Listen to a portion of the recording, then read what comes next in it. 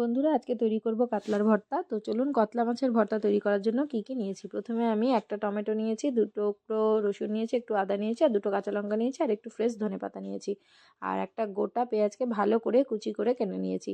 এবার মাছ দুটোকে প্রথমে আমি নুন আর হলুদ মাখিয়ে নিয়েছি, আর এর মধ্যে একটু লেবুর রস দিয়ে দিলাম। এবার লেবুর রসটা দিয়েও মাছগুলোকে আমি একটু মাখিয়ে নেব, আর এটাকে মোটামুটি মাছগুলোকে 10 মিনিট মতো আমি রেখে দেবো, এটাকে ম্যারিনেট করে রাখবো। এবার কড়াইয়ের তেল গরম হয়ে গেলে এবার মাছের পিস দুটোকে আমি আস্তে আস্তে দিয়ে দেবো এর মধ্যে গরম তেলে। এবার এই সময় গ্যাসের ফ্লেমটা কিন্তু একটু মিডিয়ামে রাখবো, নাহলে মাছগুলোর বাইরের দিকে লাল হয়ে যাবে, ভেতরটা কাঁচা কাঁচা থাকবে। ওই জন্য মিডিয়াম ফ্লেমে রেখে মাছগুলোকে আমি ভালো করে একদম লাল লাল করে ভেজে নেব।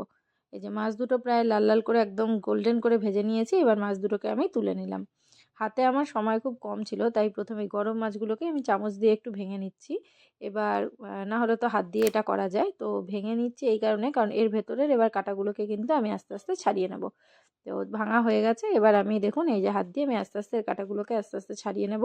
পুরোটা মাছ আমি এরকম আস্তে আস্তে ভালোভাবে দেখে একদম কাঁটাগুলোকে ছাড়াবো, যাতে একটুও কাঁটা না থাকে বা কোনো রকম কাঁটা যেন এর মধ্যে না থাকে। সেইভাবেই কিন্তু আমাকে ভালো করে খেয়াল করে এটাকে বেছে নিতে হবে। তো এইভাবে আমি পুরোটা মাছ এই যে দেখুন ছাড়িয়ে নিয়েছি। এবার কড়াইয়ে যে তেলটা ছিল মাছ ভাজার তেল, ওর মধ্যেই আমি প্রথমে দিয়ে দেব পেঁয়াজ কুচি।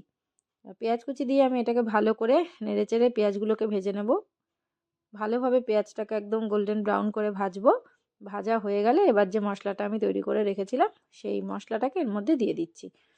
ধনেপাতা ছাড়া বাকি যে মশলাগুলো ছিল সেই মশলাটা আমি তৈরি করে এর মধ্যে দিলাম। এবার মশলাটাকে ভালো করে কিন্তু কষাতে হবে, যতক্ষণ না মশলাটার থেকে তেল ছাড়ে ততক্ষণ এটাকে কিন্তু ভালো করে কষিয়ে দিতে হবে। আর এর মধ্যে দিয়ে দিলাম একটু হলুদ গুঁড়ো, দিয়ে এবার ভালো করে এটাকে একদম মেশাতে হবে বেশ ভালোভাবে, একদম ভালো ভালো অনেকক্ষণ ধরে এটাকে আমি করব। যতটা এটা কষিয়ে কষিয়ে আমি করতে পারবো তত কিন্তু ভর্তার টেস্টটাও ভালো আসবে। এই যে এবার এর মধ্যে আমি সমস্ত কিছু মশলাগুলো দিয়ে দেখুন এর তেল ছাড়া কিন্তু প্রায় শুরু হয়ে গেছে। এবার আমি বেছে রাখা মাছগুলোকে দিয়ে দিলাম। দিয়ে এবার মাছগুলোকে আমি ভালো করে এর সাথে মিশিয়ে মিশিয়ে একদম ভালো করে এটার ভর্তাটা কিন্তু তৈরি করতে হবে। একটু সময় লাগবে, এটা যতক্ষণ না একদম মশলাটা মাছগুলোর সাথে মিশে যাচ্ছে, একদম টান টান না হয়ে যাচ্ছে, ততক্ষণ কিন্তু এটাকে ভালো করে ভর্তাটাকে কড়াইয়ে দিয়ে টালতে হবে।